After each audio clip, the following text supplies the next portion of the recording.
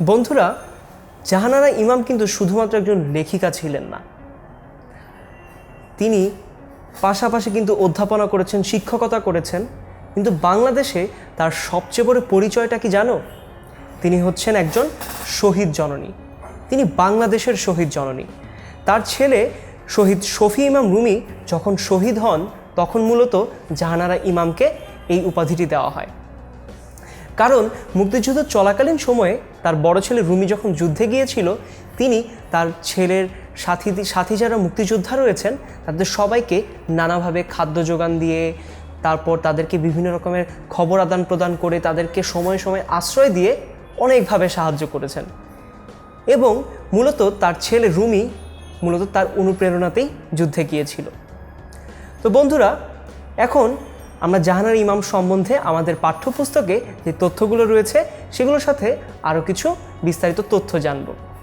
প্রথমত, জাহানারা ইমাম অর্থাৎ আমাদের শহীদ জননী জন্মগ্রহণ করেছেন 1929 সালের 3রা মে, অর্থাৎ 1929 সালে 3 মে তিনি মুর্শিদাবাদের সুন্দরপুর গ্রামে জন্মগ্রহণ করেন।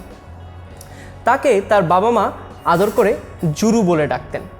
তার বাবার নাম ছিল সৈয়দ আব্দুল আলী এবং তার মাতা ছিলেন সৈয়দ হামিদা বেগম।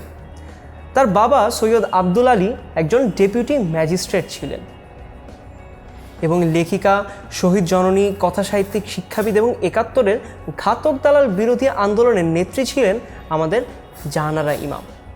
তো বন্ধুরা, তোমরা দেখতে পাচ্ছ যে তার শহীদ জননী এবং লেখিকা হওয়ার পাশাপাশি কথাসাহিত্যিক, শিক্ষাবিদ এবং 71-এর ঘাতক দালাল বিরোধী আন্দোলনের নেত্রী নামে একটা পরিচয় রয়েছে।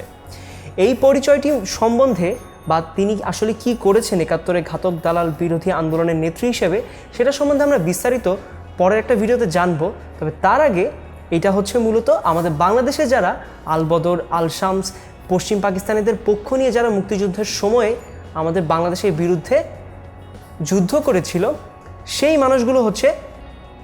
মানুষগুলোর উপযুক্ত শাস্তির ব্যবস্থা করার জন্য মূলত এই আন্দোলনটি শুরু হয় এবং সেই আন্দোলনের একজন নেত্রী ছিলেন আমাদের শহীদ জননী জাহানারা ইমাম।